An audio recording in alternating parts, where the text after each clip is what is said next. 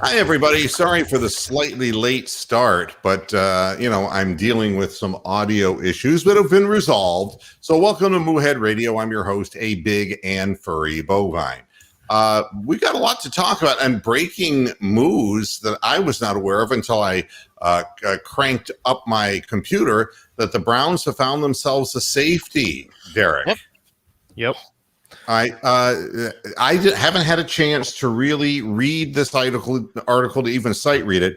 Why don't you guys tell me a little bit about John Johnson III?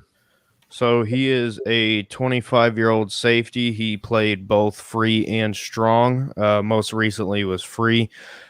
Pretty much just a ball hawk guy. And yeah, I mean, great signing. I think he'll fit the defense. Tackles. Yeah. They gave him a fuck ton of money. Mm-hmm. Yeah. Like 24 million guaranteed, possibly 35 or something like that. 3 years, 33 million was the number I had.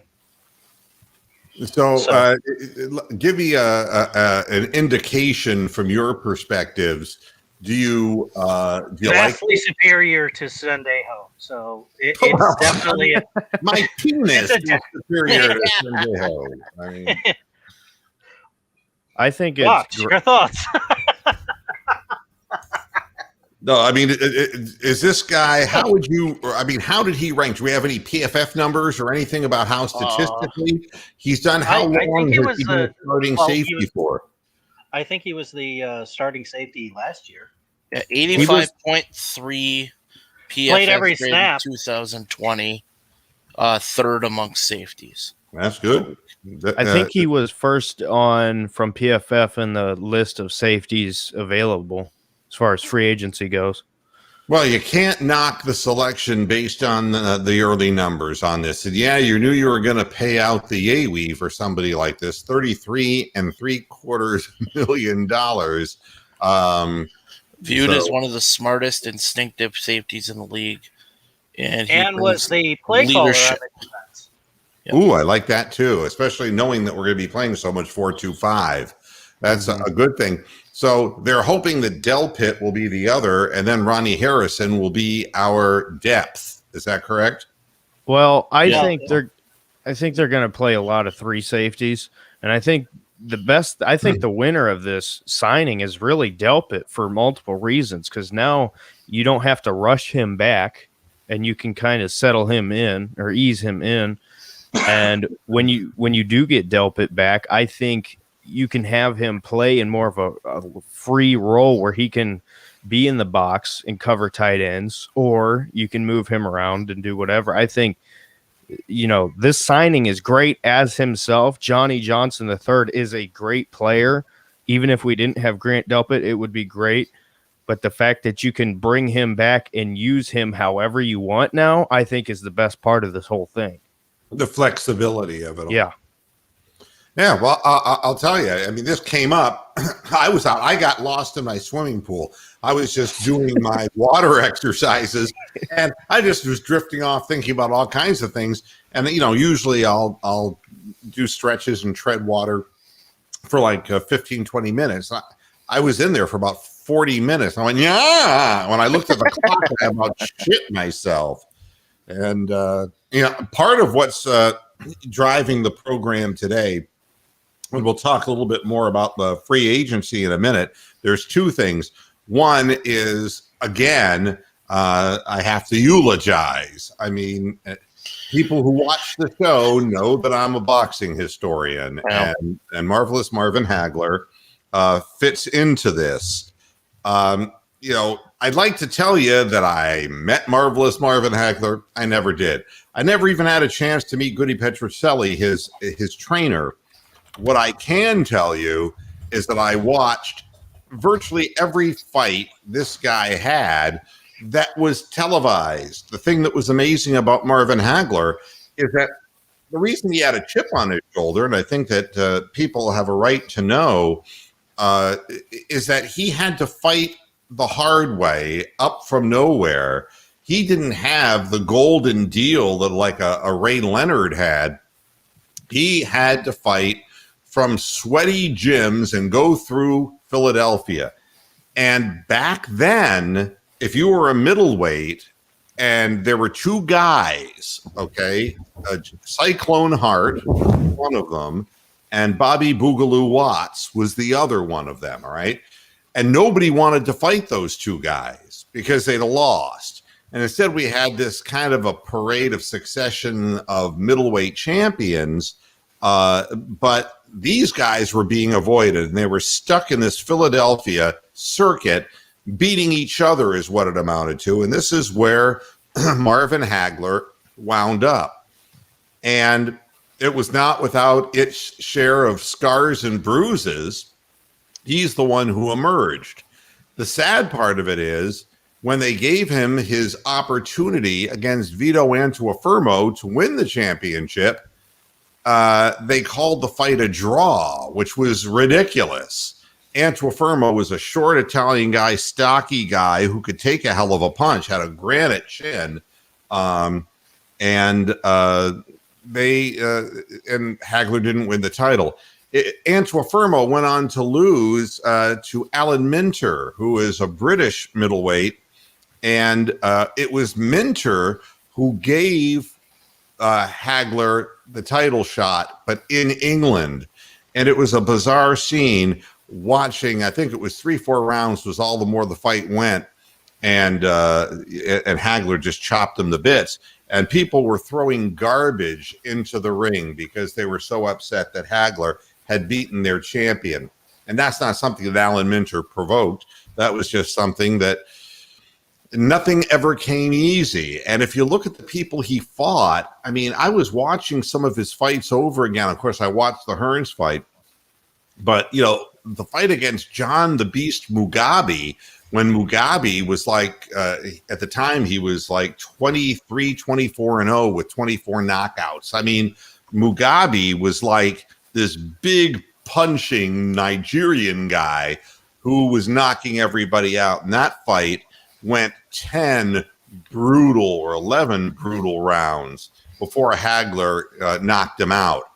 And it's kind of started Mugabe on a downward path in his career. It was one of those, convergence fights where two forces meet and only one comes out on the other end.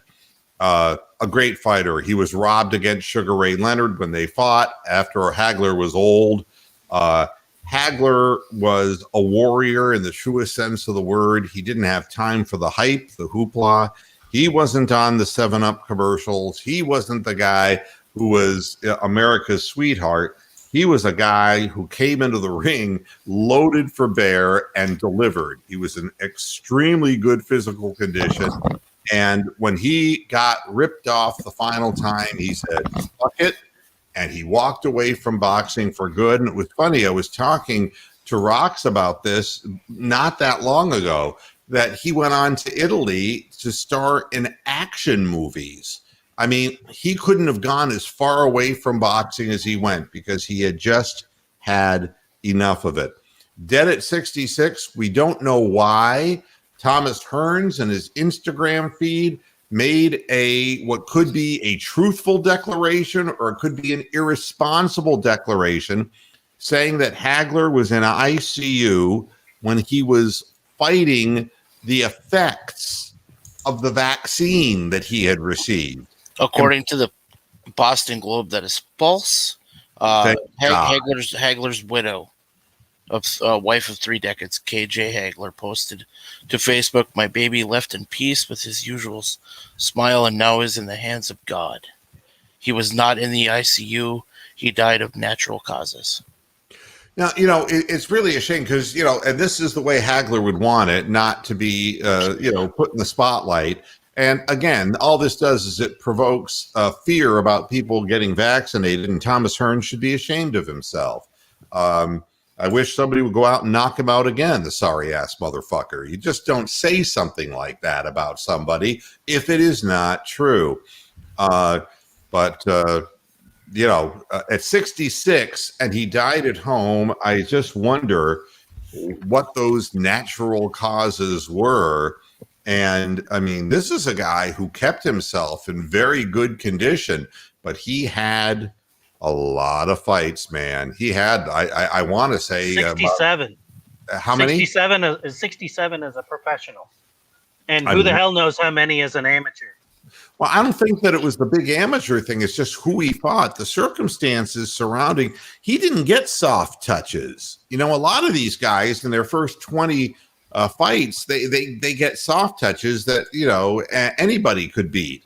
And I mean, that's the way it was with Leonard. Leonard came out of the Olympics and they saw nothing but dollar signs in marketing the kid. And they put him in the ring with a bunch of bozos. And that's how it usually goes. You know, when you're a young fighter, you get paired up with a bunch of up and coming zeros, tomato cans, guys who are washed up. Then they move you up into like a 500 veteran guy who can be a trial horse, but is not a threat to hurt you. And then you move them into bigger, more substantial fights. And, you know, when you were Marvin Hagler, you just didn't have easy title defenses because you were in the middle of Hagler and you were in the middle of Mugabe, in the middle and somewhere around Leonard, depending upon whether Leonard at the time was fighting or retired. There were then there was that Juan Roldan, who was from Brazil, Argentina, and my goodness, that guy was a brute. I mean, there were people who were in that division, and 67 fights doesn't tell the whole story because I don't think that he had. I mean, he was thrown to the wolves early on, and it's a huge loss. A Hall of Famer and a guy who never sought glory. He just won. So miss him tremendously. The other story, I'm going to turn it over to Stephanie A. Smith, who has very strong opinions about something that she wants to share with us. Had I known that I would get the forefront here, I would have had a story prepared. I don't remember that guy's name. All I know is that guy is an idiot. And you know who I'm talking about. Wait. You can't just say that guy was an idiot. Okay. No, wait a minute. I do know the story for this you. story. It happened in Oklahoma, and I remember feeling that sense of shame that it happened in my home state. That guy used diabetes and a blood spike as an excuse for being a fucking racist is what he did. And he thought maybe he could get away with that in his apology. Matt Rowan is his name. Okay. And the circumstances of this was one of the state semifinal games being played in Norman, Oklahoma, was being broadcast on a radio station, and old Matt Rowan was doing the broadcast, and he, again, amateur people who shouldn't be in the business, and he shouldn't be in any business as far as I'm concerned with that attitude.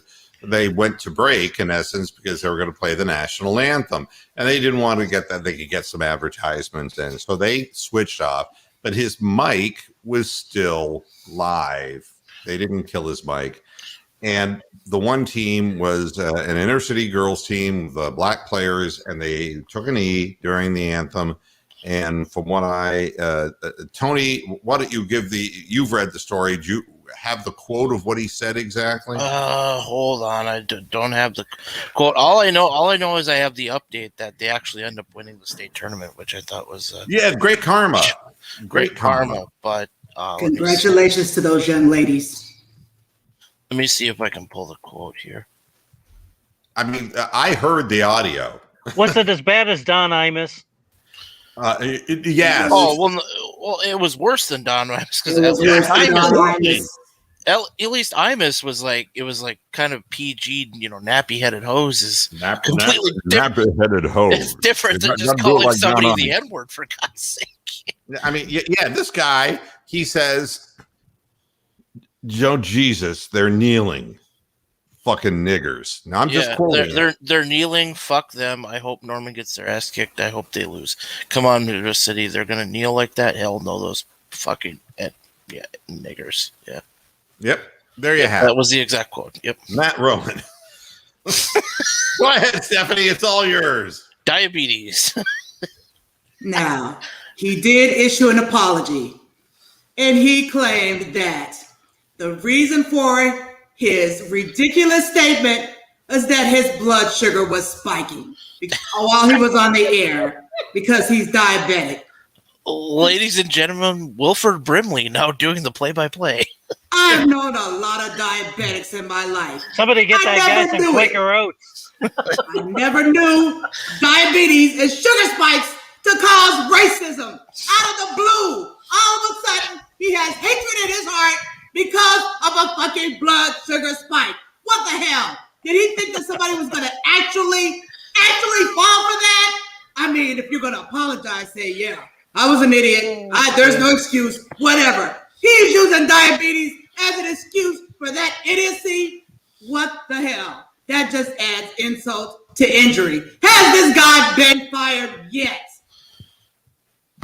Oh, I well, don't know. he's gone. I mean, I think the girls just dragged him off and boiled him in a pot. I mean, I just literally was reading the story and going, "You've got to be kidding me!" But then again, you have what's his name? Myers Leonard, is that his name? The guy from the Miami Heat? Yeah, who's fucking like, Video game. He's playing a fucking video game with somebody, and it's being broadcast. And so if somebody picks it up and he goes, you're not going to shoot me, and he says, "You kike bitch," and it's like this guy makes this dude make $10 million next year. And the thing that's really amazing about it is that the Miami Heat stepped in and fined him $50,000 and suspended him for a week. For kike bitch, okay? I mean, and the guy's due to make $10 million next year, and that's a slap on the wrist. So update, the announcer is still employed, but they fired the production crew. No. Yeah. You have got to be kidding. Yeah, We've got to do something about that. They blame the production crew. Do you have would you have the radio station's name? Do they have to give call or is it part of a network that was doing this statewide? Call them on the air like you used to call the Vikings fucking. Oh, absolutely. Absolutely. Yeah. NFHS network. So I don't think they have a phone number. Say it again. NFHS network. It is a national high school sports league. Hey, you want to hear something funny? Yeah, there's Sure. no contact option on their website other than Damn. As if we haven't I heard bet enough, there's no buddy. contact information on that website. So I just happened to see this. It's unrelated, but it is hilarious.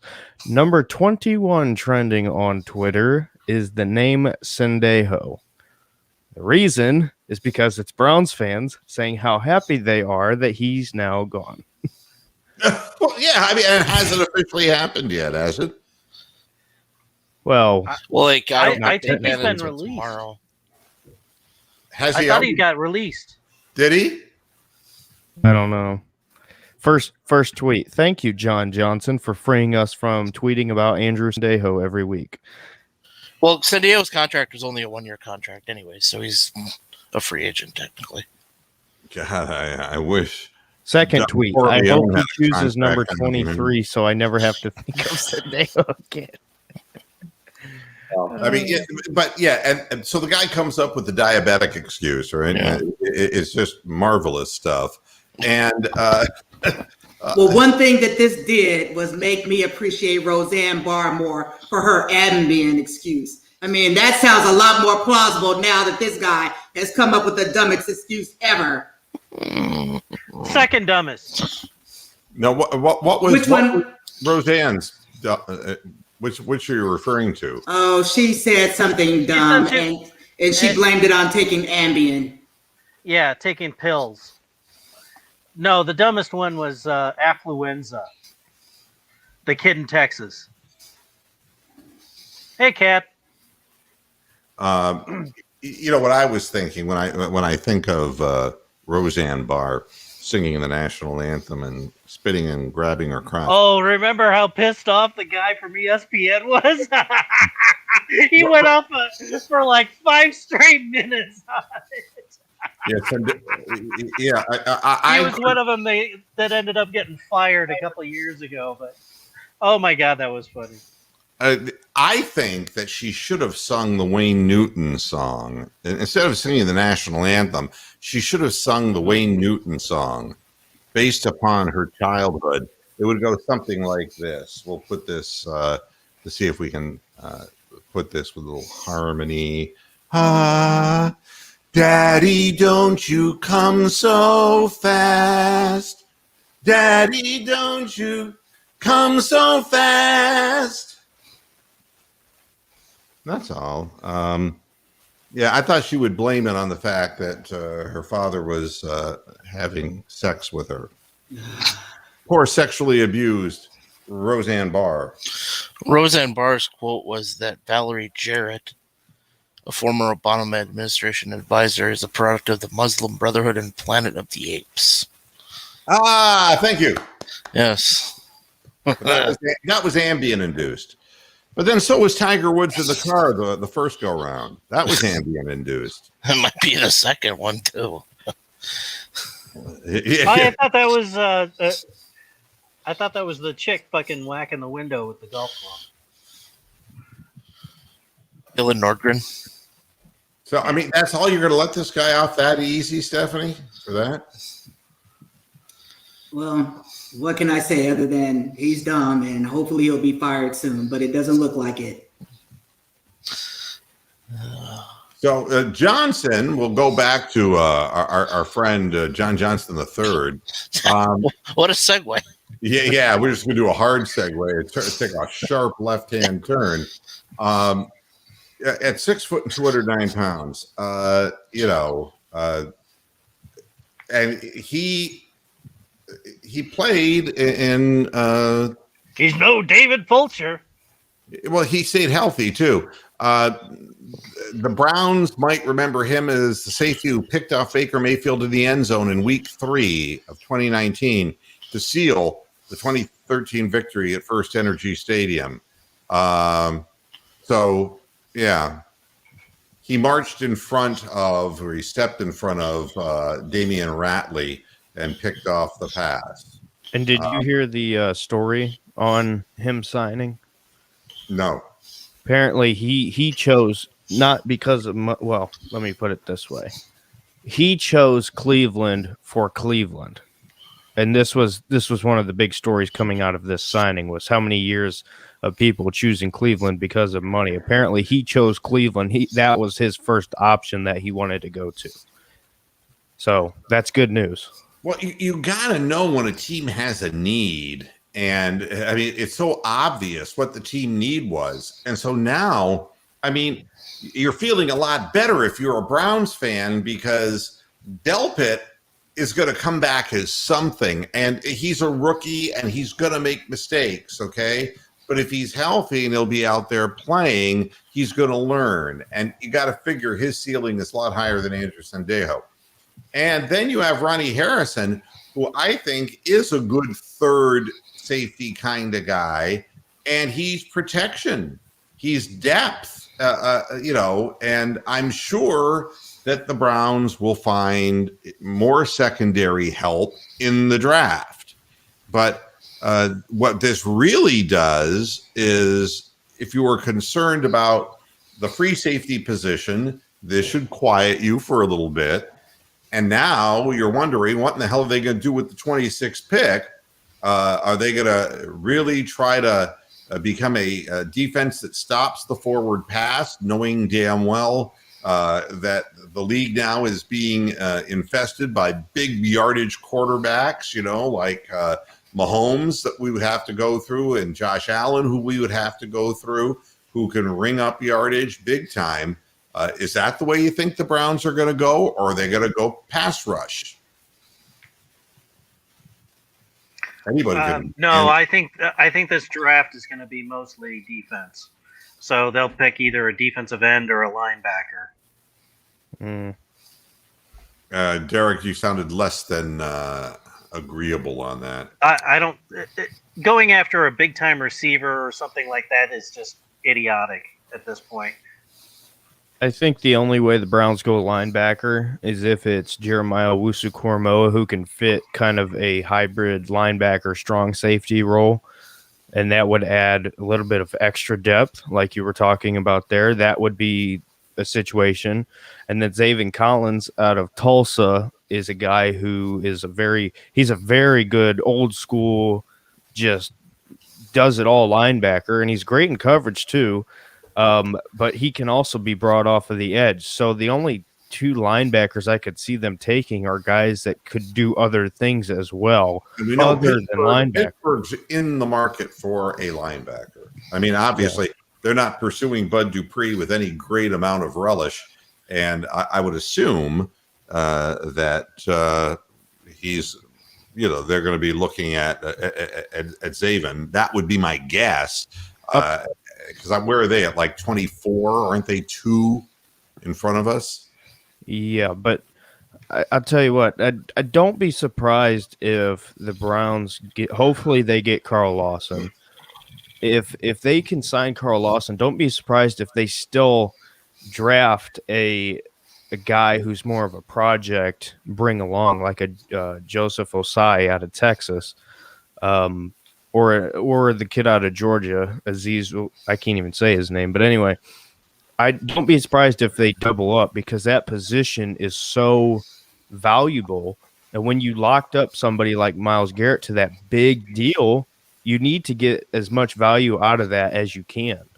And that means a bookend, somebody who can, free him up. And the reason why I say don't be surprised if they double up, how many times have we seen Myles Garrett on the sideline, for a down or whatever? Gassed. Yeah. So if they let's just say hypothetically they sign Carl Lawson to a 3-year deal, 2-year deal, whatever he'd take, they can draft somebody, bring them along, and then when Myles has to go out for a play, then those can be your 2 bookends, and you're not just going in with a Porter Gustin, or somebody like that.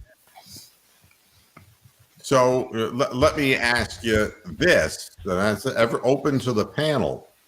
If you're at 26, you have an opportunity to grab a shutdown cornerback so that you would be strong at the safety position and you'd have Denzel and a cornerback who are shutdown corners and play with what you have in essence. See if you can find an interior lineman, somebody to strengthen you in free agency against the run, and just de-emphasize the linebacker position, which we tend to do anyway. I would stick on a linebacker.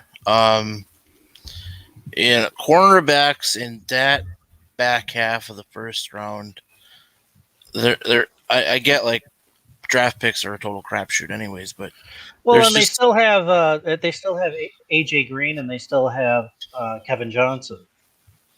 So, but I don't know. Trusting corners in that back half of the draft to become anything other than serviceable is I think there are good corners in this draft. Your top 3s.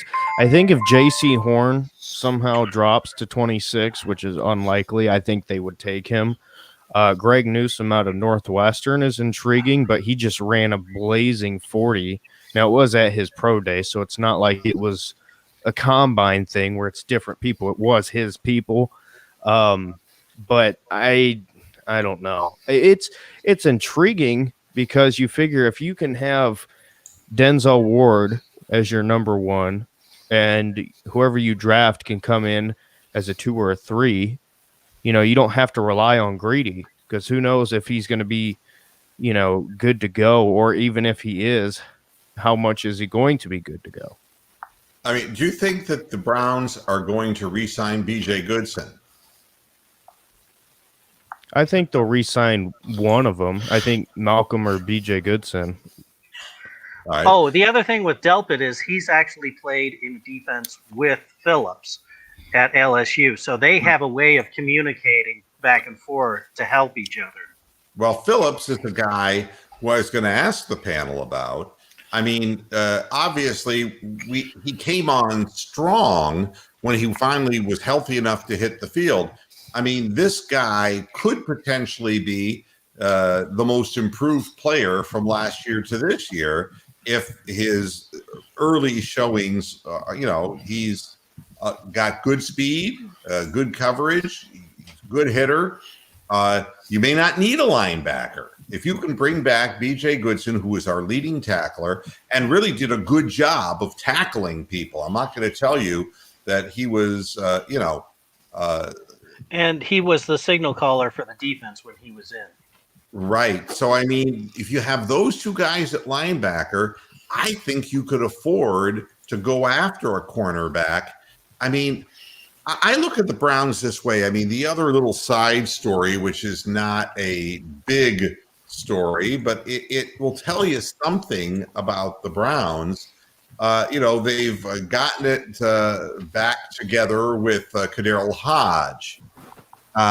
And that's not an exciting player, but the offense bringing back OBJ after a winning season, and and I don't know if you saw Beckham showing off on the treadmill, his post surgical speed on the treadmill. Yeah, it looked like he was working out in a fucking storage unit. Yeah. But did you see who he was with? No, who was he with? Von Miller. And that's the speculation is Denver might be cutting bait with Von Miller. So people are putting 2 and 2 together that maybe he's trying to recruit. Yeah, you just never know. Or a lot of these guys, who are, if they're both conditioning nuts, be a great guy to have as a workout buddy because he's a beast. Von Miller's an absolute beast.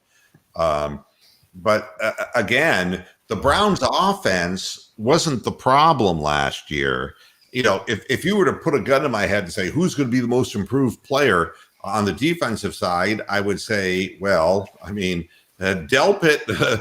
anything we get from him will be vastly improved over what we got, which was nothing from him. Greedy Williams, I really have doubts whether he's going to be able to play. There's just a feeling that I have that that's bad hit. Yeah, that's not a go-away kind of injury. But on the offensive side of the ball, I'll tell you something. I think Harrison Bryant is going to be a vastly improved player from year 1 to year 2. And Austin Hooper was not magnificent in his first year. And none of the tight ends, including David Njoku, who really showed better than a lot of people thought. He wants out of Cleveland. But, my belief is the offense is what the offense is. And we are building strength and depth in our offensive line. And obviously, Hance is a guy that they feel can really enhance the offensive line by giving him a 2-year deal. And we have 2 great running backs, and we have a quarterback who is very sound. I don't see a lot coming the offense's way, to tell you the truth. I see the opportunity to make their defense so much better and to get the ball in the hands of that offense with Baker running an offensive scheme that is possession oriented, a lot of tight ends, and we haven't heard about Rashard Higgins, but they probably will re-sign him. And getting the ball out to people and to the tight ends, and then using the ground and pound kind of thing as well, tiring people out. We saw this as a pattern last year that by the fourth quarter, there were a lot of teams that were really exhausted after playing the Browns, which made finishing games up, which has been so hard for this organization, easier. I don't see that the offense is going to get a hell of a lot, but I'll tell you, the biggest gift the offense could get would be a defense that can get some 3-and-outs. And because Cleveland proved that they have a possession-oriented offense, and an ability to move the ball down the field, and not necessarily, we're not talking about the 15 play drives that stall and you end up with 3.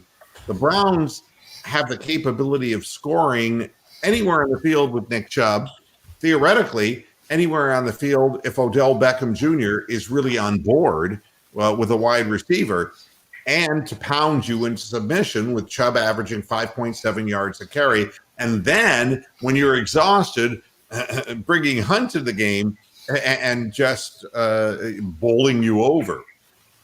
They really need to fit OBJ into their offense. I think a big problem over the last 2 years, even with Freddie Kitchens, I think the problem was they tried to fit the offense around him, and it was just too much. It wouldn't work. So I think if the Browns, now that they know, because I mean, Baker went from 0-5 with an interception in the Bengals game to 20 of 21 and 5 touchdowns. I mean, It's not, you can point out whatever you want. I mean, there's a reason. So can it work between the two? I think it can, but you got to figure out the role. I mean, Patrick Mahomes and Tyreek Hill, they do specific stuff because he has a specific skill set. And I think OBJ can be kind of a similar situation to where he's not just a decoy, but you can actually use him and get some value out of him. And the other thing that I look at is not just next year, but I mean, if you're bringing in a 25-year-old safety who is just coming into his prime, and you get him with Delpit and with Ward, and if Greedy Williams were to come back and play, and you've got these young players in your defensive backfield, there's a point where the Browns are going to have to, in the future, get faster on the offensive side of the ball at the wide receiver position. There ain't no question about that, because there's a lot of questions about whether OBJ can share the limelight without being selfish. And again, the way this offense is set up is it lulls people to sleep. The play that demonstrated that was that long pass to Donovan Peoples-Jones. I don't mean the touchdown where he kept his feet in miraculously. I mean when he just stop and go. Titans game. Yeah, right. And I mean, that thing just slingshot down the sideline, and the guy was left in the dust. Nobody expects that. What's up, Stephanie? What do you got to say? I was just waving goodbye, that's all. There's a dog that needs walking, and I aims to walk him. Goodbye. Oh boy. Hey, Moo, question though. I heard this, I can't remember where, so whatever, but somebody brought up, what if you were to get offered a early second, like a first few picks in the second, or a late first? Would you trade OBJ and then sign somebody like a Curtis Samuel who can fit the role that the Browns would look for, a speed guy? First of all, I don't know enough about Curtis Samuel to answer the question. All right. And, fair enough. But I will say this, that you have a guy that you've already invested a significant amount of money in.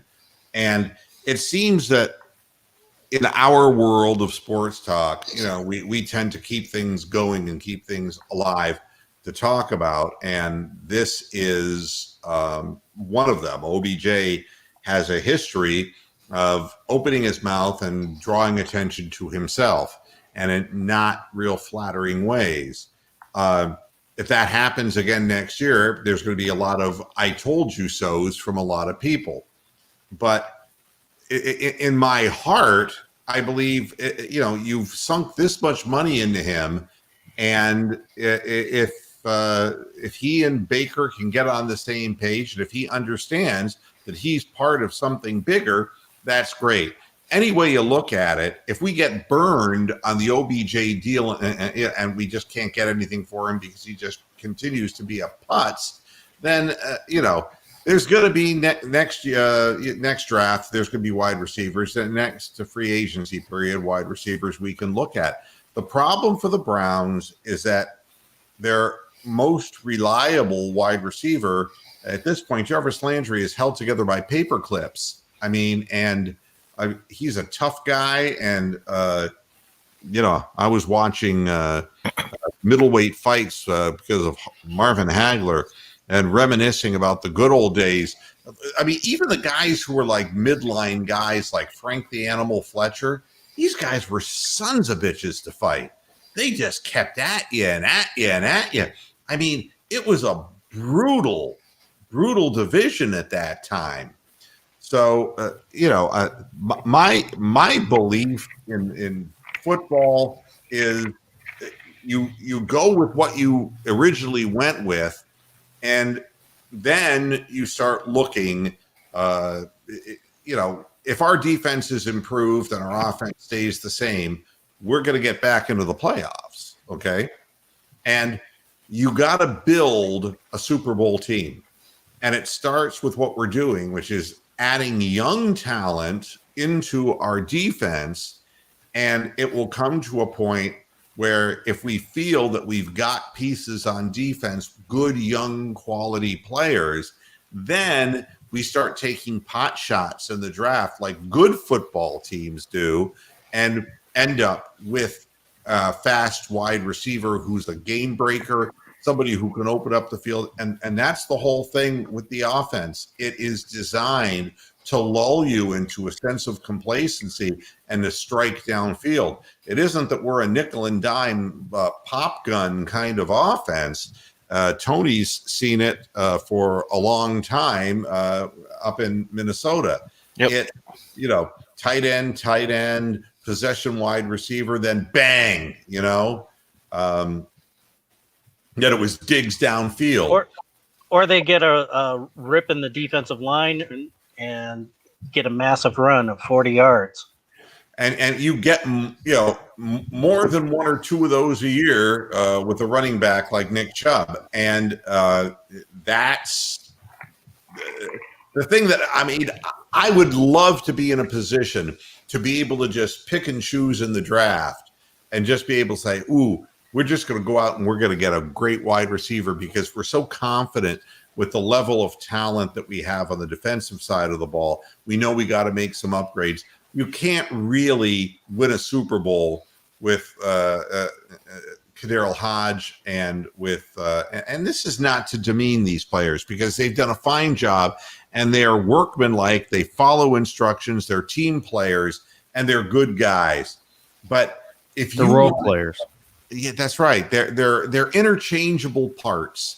And that's what the wide receiver position, Donovan Peoples-Jones, KhaDarel Hodge, and Rashard Higgins were replaceable parts. Okay. Higgins runs the cleverer patterns. Okay. KhaDarel Hodge is more physical and blocks. Donovan Peoples-Jones is kind of the in-between of that. But they're willing to do what is necessary to get on the field. But what a luxury it is to have somebody. Like I say, without pimping Josh Gordon, can you imagine what it would be like having a guy who is capable of running a 4.40 the size of Josh Gordon? How would you like to have a Megatron kind of guy? You can move up in the first round. You can blow a fucking draft if you're so really high on your young talent that you have placed on the defensive side of the ball and you've built that up. You can just trade a bunch of rounds picks and get high into the first round and get a can't miss wide receiver. It can be done. Well, and there's so many of them this year. There's literally like 3 or 4 number one wide receivers. And 2 of them are from the same school. The Heisman Trophy winner and then Jalen Waddle. Yeah. And every year there will be game breakers. What I like is size and speed, not the Tyreek Hill, not to take anything away from Tyreek Hill. He's just amazingly fast. Right. Man, boy, do I love a guy who can go up for the ball as well as beat you vertically. My God. A guy who, with Baker, Baker likes to throw that back shoulder ball, and a big wide receiver with speed can use that big body to outposition the smaller cornerback covering him. And we don't have that right now. That's what we're trying to use Njoku as, you know? I think we have somebody who can develop into that, though. Don't you think Peoples-Jones can fit that? You know, He did at Michigan, but the problem is at Michigan, he didn't have somebody who was as accurate as Baker who could put it in that spot. So he didn't really have the chances to do that. Something that I can tell you is, like in the NBA, it was funny. I was watching the Cavs get beat up by the Hawks, and I isolated a play of Trae Young taking 3 steps to get his shot off. There is no more the days of, you know, like Paul Pierce finding his spot on the floor and having a fadeaway and it's unstoppable, or Michael Jordan finding that range of his where he would just back somebody down and he'd just pound that shot in over and over again. What they're doing now is they cross dribble and they take a full bunny hop. The reason there's so much separation is because they're traveling on every shot they take from outside. It's really bullshit. And but with a big wide receiver to tie this in, take a look at how big wide receivers, once they have a name for themselves, can just manhandle the defensive secondary guy covering them and never get called for offensive interference. I mean, stop and think about it. I mean, they can maul people and push them out of the way, and they grab the ball and they just don't get called. The defensive secondary guys, who are the smaller guys, God forbid you're grabbing, the flag goes out. If the Browns continue to be a winning organization and get a player who's of size and speed like that, we're definitely going to get calls, and it's going to help us move the ball down the field. Tony, what do you think of Rashard Bateman? Because he's a name that's been brought up as possible trade-up receiver options for Browns. I think he's a stud, an absolute stud. I think so too. I don't know. I don't think he's going to be there at 26. You'd have to trade up for him. But if you got the chance to get him, I would get him, because it's... You know, key, in for a penny, in for a pound. If he does not break his selfishness, we're referring to OBJ, that you've already invested X amount of money in him, so you might as well just flush it down the toilet and find somebody who can do the job. And she was replying to me when I said, you know, Mayfield can't be forcing the ball to him 17 times a game. Well, that's it. It's a pick and choose world. I mean, it really is a you know, when you're, if he's wide open, great. If he's not wide open, don't. And if he's running a dummy route like he did the interception in Cincinnati, don't fucking throw him the ball. Well, and go back. Well, it'd be hard to go back and watch, but if you remember training camp, I watched every hour, every minute that they had of training camp. They looked fantastic. They looked like they clicked just fine. It wasn't like he was forcing it. He was hitting him when he needed to, and he was getting it to other guys when when OBJ wasn't open. It doesn't make sense why in training camp, and yeah, it's against, your 2s and 3s, whatever, but still, it doesn't make sense how you can go from being such on the same page to complete, 180. Yeah, we've got a couple signings here I wanted to run down that could pertain to the Browns. I'd put it in the goddamn Patriots are signing people left and right. Yeah, they just signed Nelson Aguilar. They just got Kendrick Bourne from the 49ers. He's a wide receiver. Matthew Judon, that's a big get. Yeah. Yannick Ngakoue to the Raiders. He was a potential for the Browns as an outside linebacker. The end. I wanted him. Wait a minute. And Ngakoue went with the Patriots? Raiders. Yeah. Raiders. I'm sorry. Yeah. Ronald Darby to the... he wants to waste a signing bonus in Vegas. Yeah, Ronald Darby to the Denver Broncos. He's a cornerback from Washington. Leonard Floyd to the Rams. Re-signed. Yeah, re-signed. Now, the story is that the Judon gone from the Ravens, but I was looking that the Ravens were signing a big name offensive tackle. Is that correct? No, they got Zeitler from the Giants. Yeah, they got Picard. yeah. Oh, that's right. Cincinnati. Okay. Cincinnati dropped the ball big time there. Big time. You could have brought Zeitler back to Cincinnati to protect Joe Burrow. Would have been, easy plug and place. Knows the AFC North. Been there before. Nope. You let him go to the Ravens. So, But I mean, Zeitler may not want to go and deal with fucking Mike Brown again. You got to take that Yeah, into that's true. consideration too. and how healthy Ownership is, matters. How healthy is Zeitler?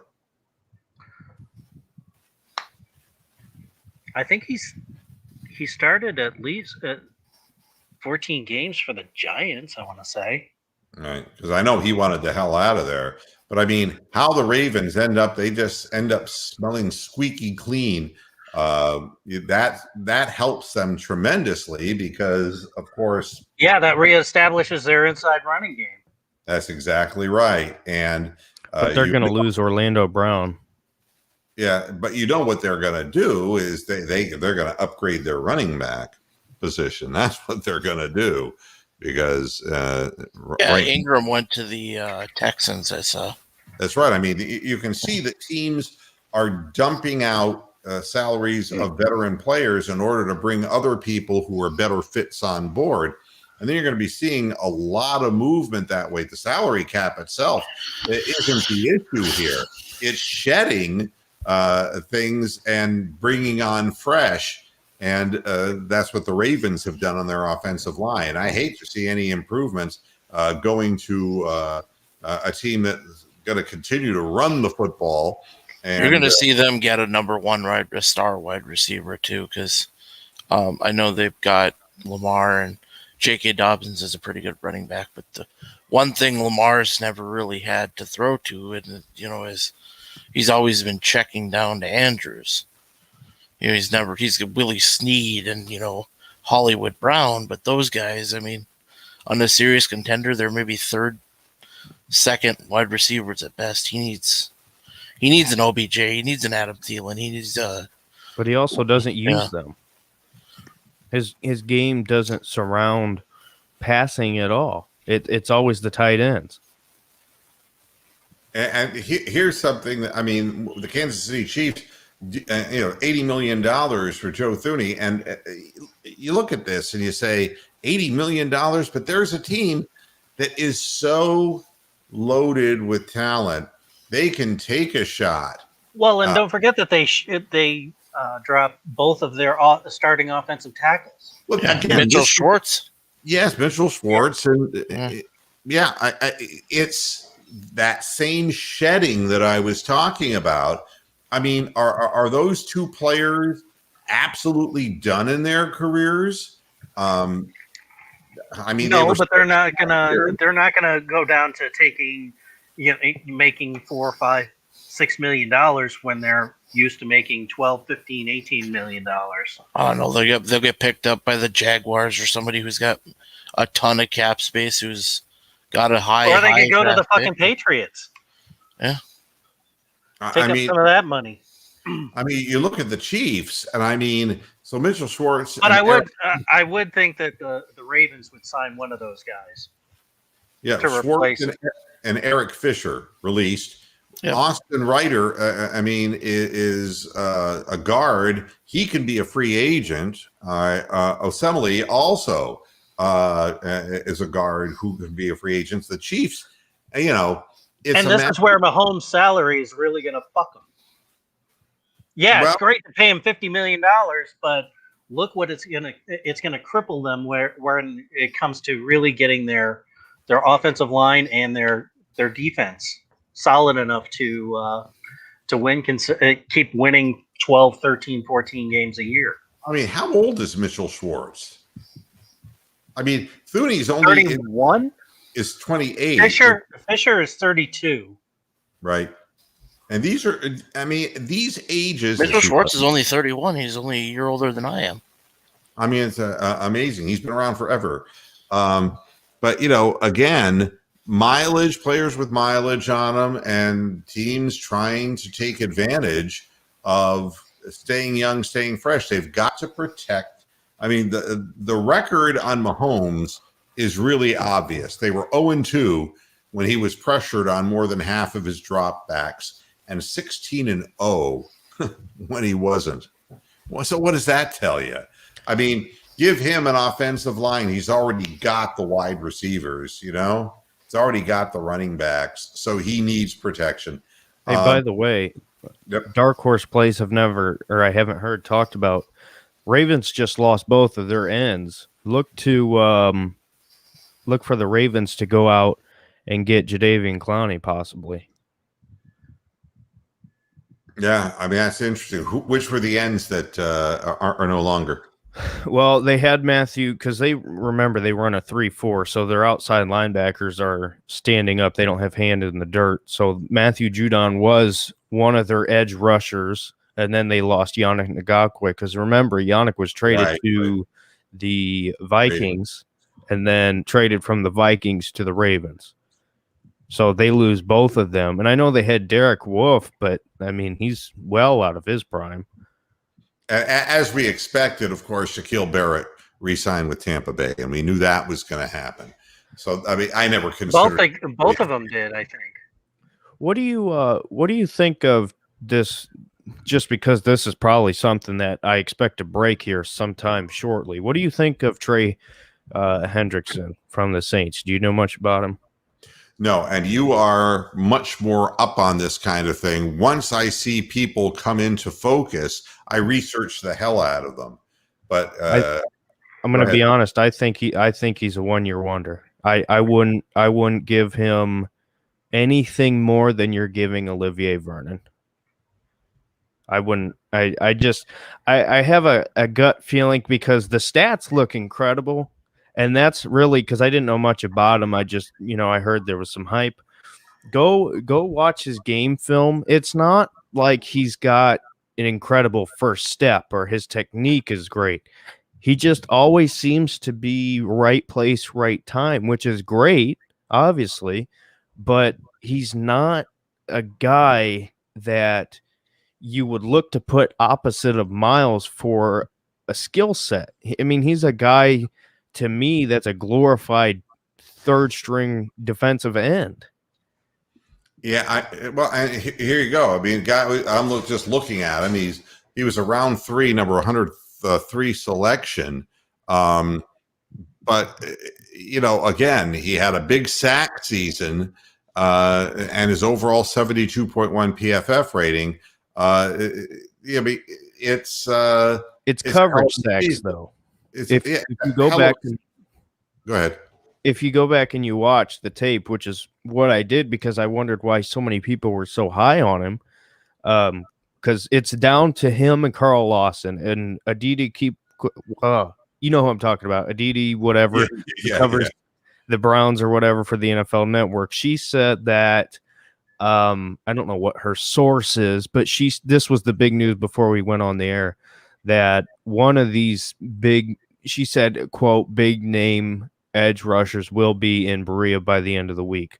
So essentially it's down to Hendrickson and Carl Lawson. And I'm big on Lawson. If it was me, even if you have to give him an extra, $2-3 million, I'd do it because I think his skill set, I think he's like 26. If you locked him up for a good, 3-4 years, I think that'd be great. And he would have tremendous impact, because if you look at his numbers, I can't remember. I think he was a 10 sack or something like that. But if you watch his film, he's very quick. He's aggressive. I think he'd be perfect for what the Browns would look for opposite Miles. But Hendrickson, his numbers what would are great. Hendrickson be if he were doubled like Myles Garrett is all the time? I mean, he gets stuffed. I mean, I think that, again, I remember hearing about this player, but there was nothing that was telling me that he was like a freak, He puts in good effort. I mean, he always comes back. It's not like he's one of these guys who gets beat and walks around, you know. I mean, and I think that's the reason why he gets so many of these coverage sacks. He gets beat and gets double teamed or whatever. And a lot of guys think once that happens, you give up on the play, which if you played football, coaches are huge about that. You can point it out on film. It's one of the most obvious things you can see, but he doesn't give up on the plays. And I think that's why he gets a lot of these later coverage, you know, when guys are trying to move around in the pocket. It's not like, but it's like I said, it's not like where Lawson, you know, he comes off the line firing and he's gunning, you know what I mean? Right. It's more of a just like, okay, right place, right time. And I'm not giving you big money for right place, right time. If I'm going to pay for an opposite defensive end, Miles, real athletics. I mean, multiple moves. The fact of the matter is that Hendrickson, I mean, how much film is there out on him and what are they studying? And is it something that can be shut down? Can he do this again? You know? Well, that's the thing is it's 1 year. He's had one good year. That's it. Of tape. That's it. And so you would naturally want to go with the 26-year-old who has a better track record of doing this multiple seasons. So, or I'd really honestly, I'd feel better personally if we at 26, if you said, okay, we're going to draft one of these kids who, you know, fit our scheme right, like the kid out of Georgia. I don't know if I know I sent you a few guys, but or Basham, you know, one of these guys to where you can see a skill set there, you know, and you can feel good about the potential. You know what I'm saying? Compared it's to all about getting Miles unblocked by a second man. I mean, what it's about is somebody who can beat his man, and that takes certain athletic skills and maneuverability. And if you just get any person who's got good college credentials, if he can be stopped by one person, we're gonna still have the same problem. And somebody who's not going to get decleated 3 feet in the fucking air and then shoved backwards 4 yards on a running play. Right. So there's, you know, I got to get out of here. Sorry, Larry. I want to thank everybody I want to apologize for the late start, but thanks everybody for tuning into this edition of Moohead Radio. Things are heating up, and I agree with Derek. There's going to be lots of stuff popping in the next hours and days. So just we'll be back with you again, of course, on Friday. And you never know, if something big happens, we might just throw another show on, because believe me, between the Indians and the Cavaliers, it's slim pickings. This is what we need to talk about, because this is where our hope lies. All right, everybody. Thanks a lot for tuning in. We'll be back with you Friday. Until then, hasta la vista, Pastor Heads. Good night.